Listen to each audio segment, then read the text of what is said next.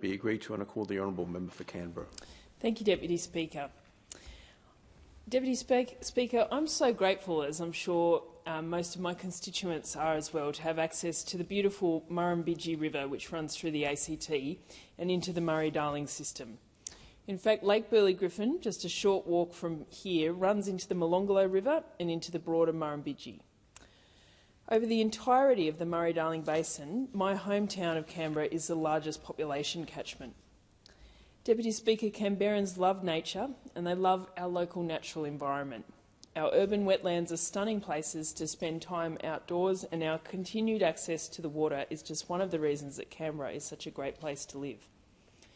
Beyond Canberra, the Murray-Darling Basin keeps all Australians fed. The agricultural industries, the river communities, our national environmental sustainability all rely on this great river system to be healthy. So it's of vital importance to my constituents that the future of the river system is secured. And I want to thank the Minister for the Environment for bringing this bill and the work that's gone into it. I also want to thank the Minister for coming with me to the Jerrabomberra wetlands, again just down the road from this place, to talk with local landcare groups and the Woodlands and Wetlands Trust about how this government is investing in our local urban rivers. It was a fantastic morning to be outside with some really passionate environmentalists to announce much-needed funding for these beautiful wetlands and, of course, all the wildlife that call them home. In 1889, the great Australian writer Henry Lawson wrote the poem The Song of the Darling River. The skies are brass and the plains are bare, death and ruin are everywhere, and all that is left of last year's flood is a sickly stream on the grey-black mud. The salt springs bubble and the quagmires quiver, and this is the dirge of the Darling River. These lines demonstrate to us how this debate, this issue, has been ever present since before Federation. Indeed, debates over water and water use were so intense, largely pitting the eastern states against South Australia, that when the Constitution was written, Section 100 was written. And it reads that the Commonwealth shall not, by any law or regulation of trade or commerce, abridge the right of a state or of its residents therein to the reasonable use of the waters of rivers for conservation or irrigation. And the key words in that section, reasonable use, is part of what brings us here today in this debate. What is reasonable use? Drought has always been a feature of the Australian landscape, something we've always dealt with. But there is a broader context that has since arisen in this debate, and that is the dual challenges of climate change and of industrial-scale irrigation and irresponsible water use, which I will talk about a bit later in the speech. Australia has seen the consequences of climate change already. The drought we went through from January 2017 to December 2019 was the driest 3 years on record, and the Murray-Darling experienced its lowest water level on record in 2019. Our government is committed to the Murray-Darling Basin Plan. This government is committed to restoring our rivers. This government is committed to protecting the Australian environment and leaving it in a better state than when we came to government. And our government is committed to strong action on climate change, and this bill is part of that. If you filter out the hysteria from those opposite about what this bill does, it's simple. It will deliver the Murray-Darling Basin Plan, which they agreed to in full, including the recovery of 450 gigalitres of environmental water, which was promised under their government, but not even attempted to be achieved. This bill acts to protect, repair and manage our environment so that it grows stronger. Responsibly managing the water resources of the Murray-Darling Basin is so vital, so that when climate change challenges us with longer droughts, more frequent floods and bushfires and everything else, the basin can survive. And it's worth remembering why the Basin Plan exists in the first place. The plan was established in 2012, agreed to by the federal government, the ACT government, the New South Wales government, Queensland, Victorian and South Australian governments. It responded to the devastation of the basin following the Millennium Drought. The catastrophe of the Millennium Drought was, at that time, so unprecedented. Environmentally catastrophic economically catastrophic and socially catastrophic for basin communities. The plan was a promise to the Australian people that we could work together as one to protect what was precious to us all. Now, I've been listening to some of the speeches from those opposite, and the amount of misinformation is extraordinary. But one claim really sticks out to me, and that's the claim that this bill is the end of bipartisanship on the plan. Bipartisanship on the Murray-Darling Basin Plan ended when those opposite tried to sabotage the plan over the last 10 years.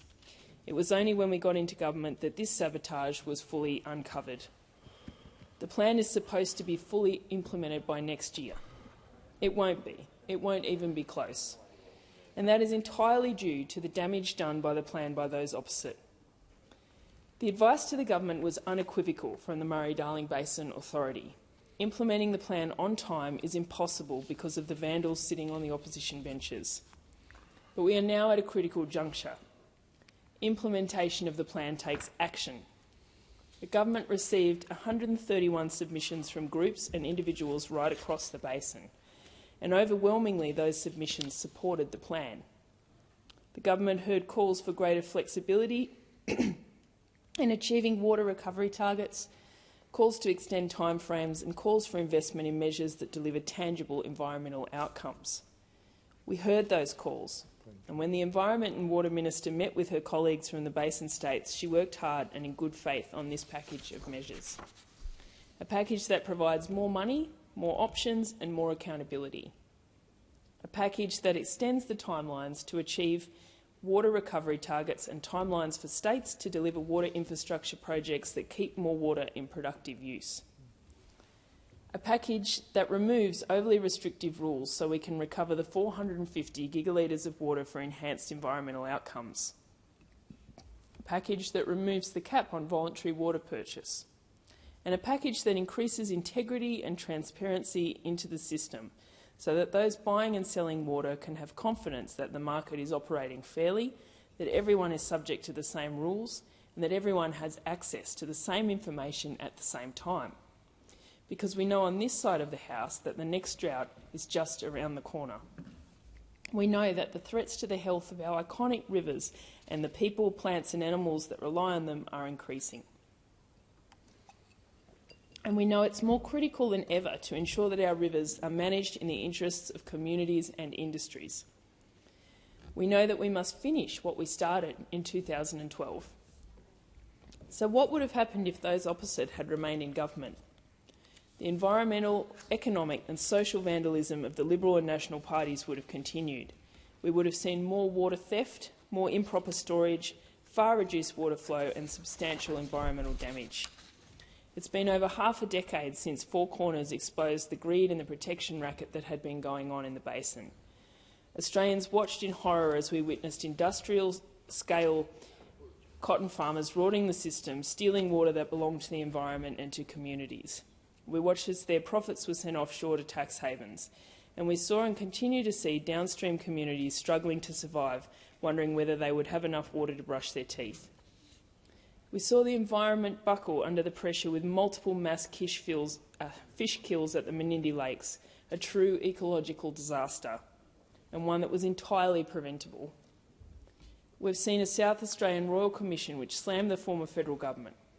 The Commission found that the Commonwealth committed gross maladministration, negligence and unlawful actions. It found that they all but ignored the catastrophic risks of climate change to the river system.